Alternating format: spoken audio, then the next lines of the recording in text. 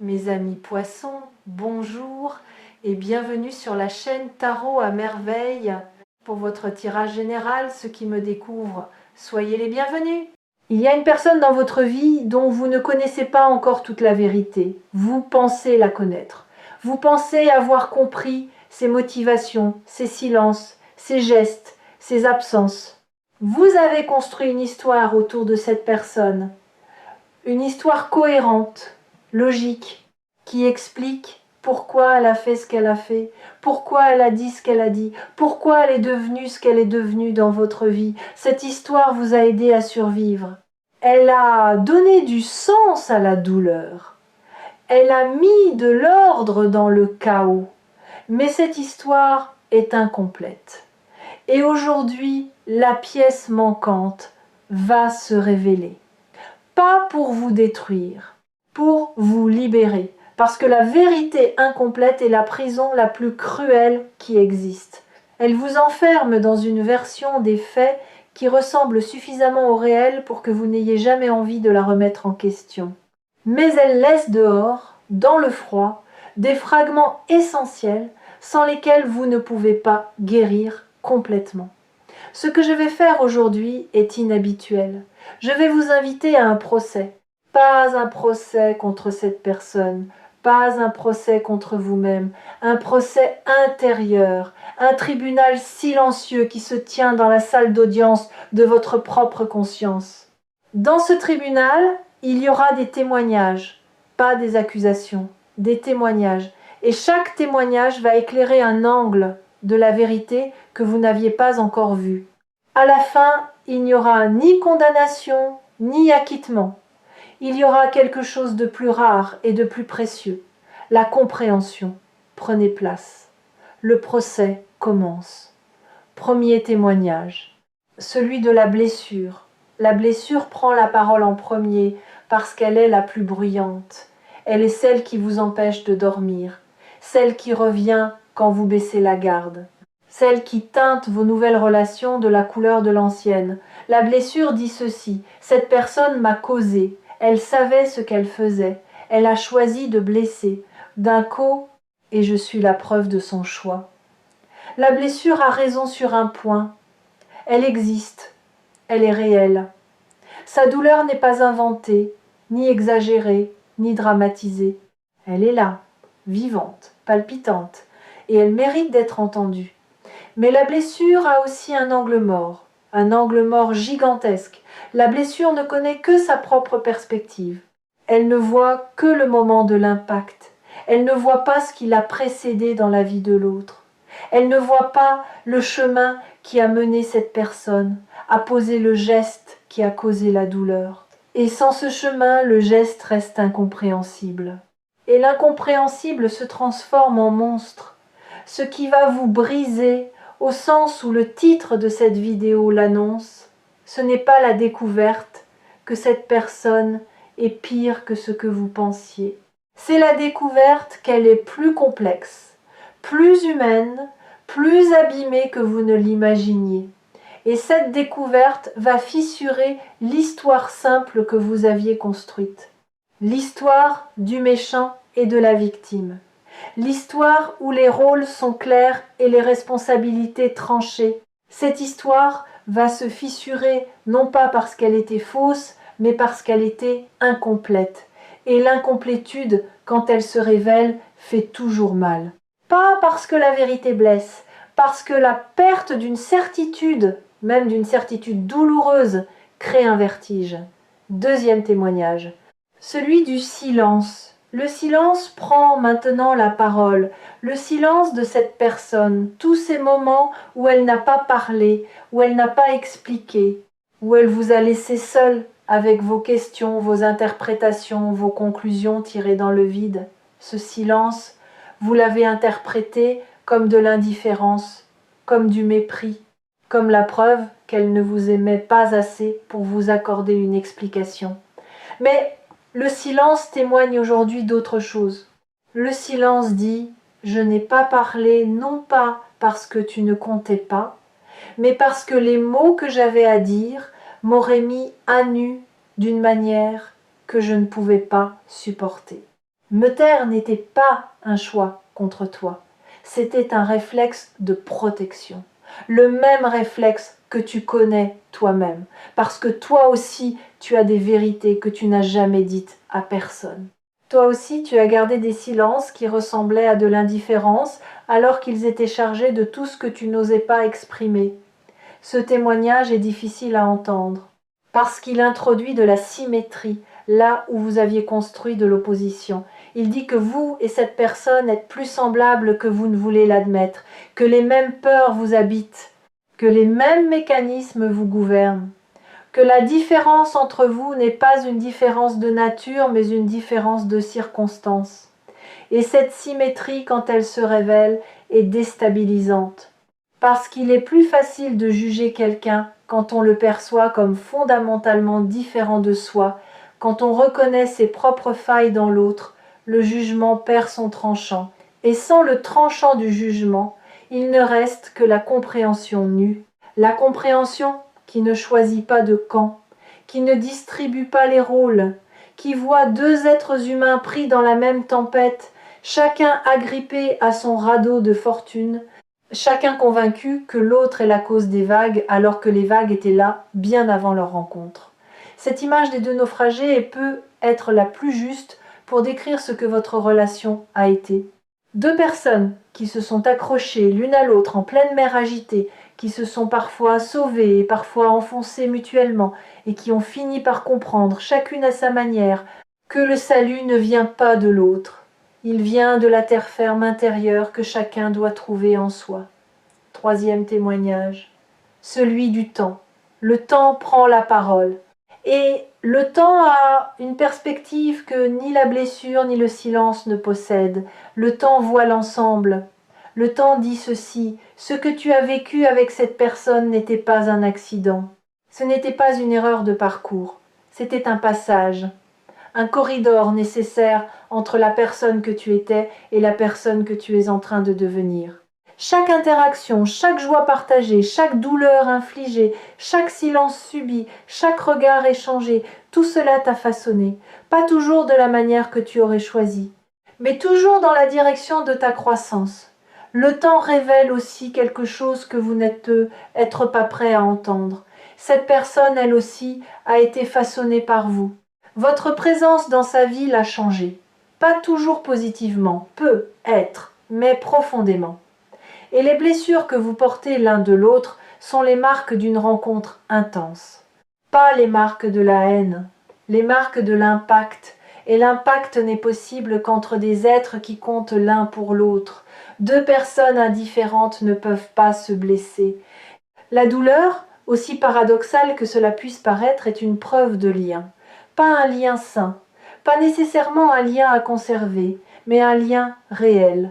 Et reconnaître la réalité de ce lien, c'est reconnaître que la relation, aussi imparfaite qu'elle était, n'était pas du vide, elle était de la matière brute, douloureuse, mal taillée, mais de la matière, et c'est avec cette matière que vous construisez votre avenir. Chaque leçon tirée de cette relation est une brique, pas une brique posée contre l'autre, une brique posée pour vous, pour votre propre édifice, pour la maison intérieure que vous êtes en train de bâtir sur des fondations que cette douleur, précisément cette douleur-là, a rendu possible. Prenez un instant pour considérer ceci. Si vous n'aviez pas connu cette personne, si cette relation n'avait pas existé, qui seriez-vous aujourd'hui? Seriez-vous capable de la même profondeur émotionnelle? Auriez-vous développé cette intuition aiguë qui vous permet aujourd'hui de sentir les gens avant qu'ils ne se révèlent? Connaîtriez-vous vos propres limites avec cette précision que seule la douleur peut enseigner? La réponse, honnêtement, est probablement non. Et cette réponse n'est pas une justification de la souffrance. Elle n'excuse rien, elle ne dit pas que c'était bien, elle dit que c'était formateur, que de cette forge vous êtes sortis avec des outils que rien d'autre n'aurait pu vous donner, des outils de discernement, de protection, de choix éclairés. Et ces outils, vous les utiliserez pour le reste de votre vie. Chaque nouvelle relation que vous entrerez portera quelque part dans ces fondations la sagesse acquise dans celle-ci. Chaque nouvelle confiance que vous accorderez sera une confiance informée, pas aveugle. Une confiance qui sait ce qu'elle risque et qui choisit de risquer quand même, non par naïveté mais par courage. Quatrième témoignage, celui de l'ombre. Et voici le témoignage le plus inconfortable de tous, celui que vous voudrez peu être refusé d'entendre. L'ombre prend la parole. Votre ombre, pas celle de l'autre, la vôtre. L'ombre dit, dans cette relation, tu n'étais pas seulement la victime, tu étais aussi un participant, tu as fait des choix, tu es resté quand les signaux te disaient de partir.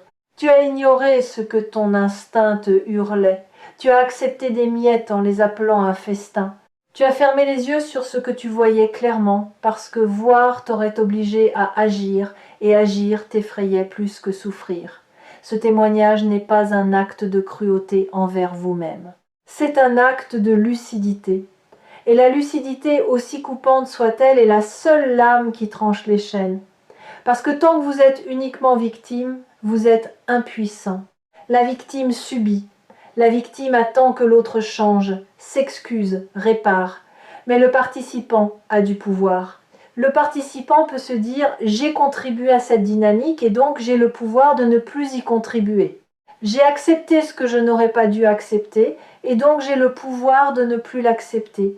J'ai ignoré mes propres signaux et donc j'ai le pouvoir de les écouter désormais. » Ce passage de victime à participant n'est pas un affaiblissement. C'est le plus grand renforcement que vous puissiez vivre, parce qu'il vous rend le volant. Il vous remet aux commandes de votre propre histoire. Et une histoire dont vous tenez le volant peut prendre n'importe quelle direction, y compris celle de la guérison. Il y a un exercice que je veux vous proposer. Un exercice de courage radical. Prenez un moment, ce soir ou demain, et écrivez 2 lettres, pas des lettres à envoyer, des lettres à écrire puis à garder ou à détruire. La première lettre est celle que vous écririez à cette personne si vous n'aviez peur de rien. Tous les mots que vous n'avez jamais dits. La colère, la déception, la tristesse, mais aussi les merci que vous n'avez jamais prononcés, les moments de lumière que vous avez partagés et que la douleur a recouverts. Écrivez tout sans filtre, sans jugement, sans souci de cohérence. La deuxième lettre est plus difficile encore. C'est celle que cette personne vous écrirait si elle pouvait parler depuis son ombre à elle. Depuis cet endroit en elle que personne ne voit. Que se dirait-elle si elle était parfaitement honnête? Que dirait-elle sur ses propres peurs, ses propres inadéquations, ses propres blessures héritées qui l'ont menée à agir comme elle l'a fait? Vous ne pouvez pas connaître cette lettre avec certitude, mais vous pouvez l'imaginer. Et en l'imaginant, en vous glissant un instant dans la peau de quelqu'un que vous avez jugé, vous ouvrirez une fenêtre de compréhension que rien d'autre ne pourrait ouvrir. Vous ne la lirez peu, être qu'une fois, peut-être la brûlerez-vous immédiatement, mais les mots, une fois écrits, existent. Ils ont créé un espace, et cet espace est celui dans lequel la guérison peut enfin se déployer. Cet exercice n'est pas une obligation, c'est une invitation.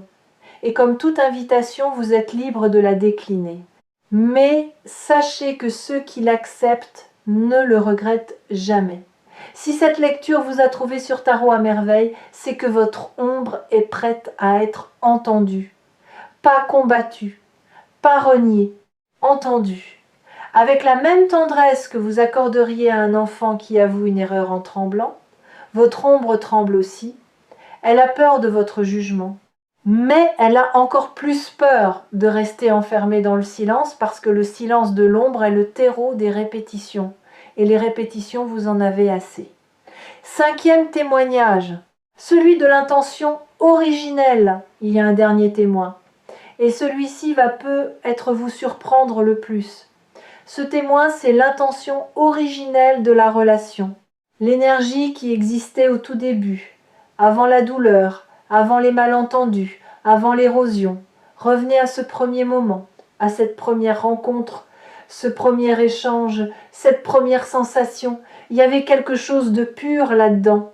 quelque chose qui n'appartenait ni à vos blessures respectives, ni à vos mécanismes de défense. Une étincelle de reconnaissance, de curiosité, d'ouverture. Deux êtres humains qui se sont regardés et qui, l'espace d'un instant, se sont vus sans filtre. Cette intention originelle n'a pas été détruite par ce qui a suivi. Elle a été ensevelie, recouverte par les couches successives de déception, de non-dit, de maladresse et de peur. Mais elle est encore là, sous les décombres, intacte. Et aujourd'hui, elle témoigne, elle dit « Ce qui a commencé entre vous n'était pas un mensonge. Le début était vrai. Et c'est parce que le début était vrai que la suite a fait si mal. On ne souffre pas de la fin de quelque chose de faux. On souffre de la fin de quelque chose de vrai qui n'a pas su se maintenir. Cette distinction est fondamentale. Elle vous libère de l'idée que tout était une illusion, que vous avez été dupe, que votre cœur vous a trompé. Non, votre cœur a vu quelque chose de réel. Et ce quelque chose de réel n'a pas survécu, pas parce qu'il était faux, mais parce que les deux personnes qui le portaient n'étaient pas encore prêtes à le soutenir, pas assez guéries, pas assez conscientes, pas assez libres de leur propre chaîne pour offrir à cette étincelle l'espace dont elle avait besoin pour devenir un feu durable. Et voici peut être la révélation la plus difficile de toutes. Si cette même rencontre se produisait aujourd'hui, avec la personne que vous êtes devenue, avec la conscience que vous avez acquise, avec les outils que cette douleur vous a forgés, l'histoire serait peut être différente. Non pas parce que l'autre aurait changé, parce que vous auriez changé, parce que vous auriez posé des limites là où vous aviez laissé passer, parce que vous parleriez là où vous aviez gardé le silence, parce que vous partiriez là où vous étiez resté par peur du vide. Cette prise de conscience n'est pas un regret, c'est une preuve de croissance. La preuve que vous n'êtes plus la personne qui a accepté ce qui était inacceptable, et cette preuve est votre diplôme. Le diplôme de l'école la plus dure et la plus efficace qui existe, celle de la relation humaine dans toute sa beauté féroce, le verdict. Les témoignages sont terminés, la blessure a parlé, le silence a témoigné, le temps a offert sa perspective, l'ombre s'est confessée, l'intention originelle a rappelé ce qui était vrai. Et maintenant, le verdict. Ce verdict n'est pas ce que vous attendez, il n'y a pas de coupable, il n'y a pas d'innocent.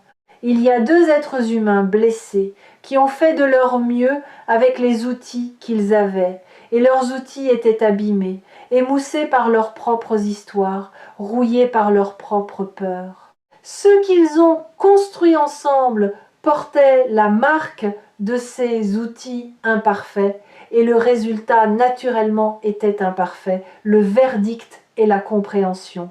Et la compréhension ouvre une porte que le jugement garde verrouillée, la porte du lâcher-prise. Pas le lâcher-prise passif qui dit « tant pis, je m'en fiche ».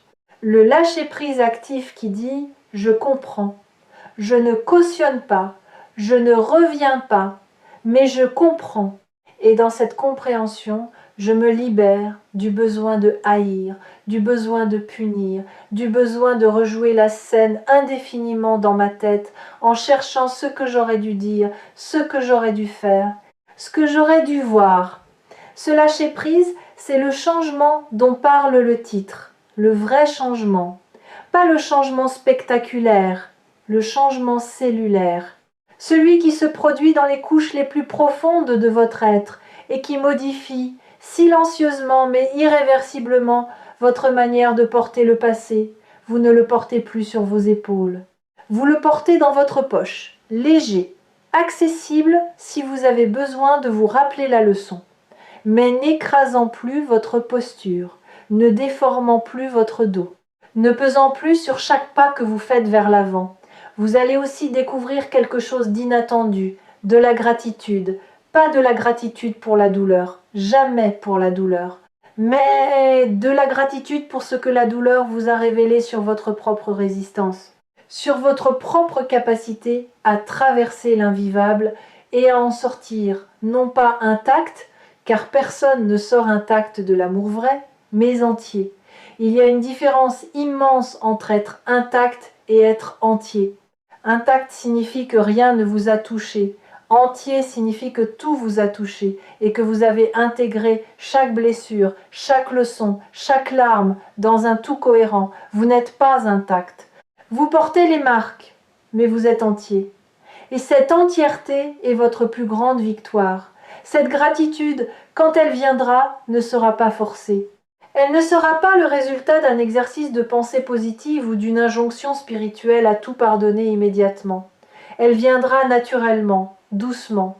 Comme le soleil après une nuit d'orage, vous vous surprendrez à penser à cette personne et à ressentir au milieu de tout le reste un filet de reconnaissance pour le fait qu'elle ait existé dans votre vie.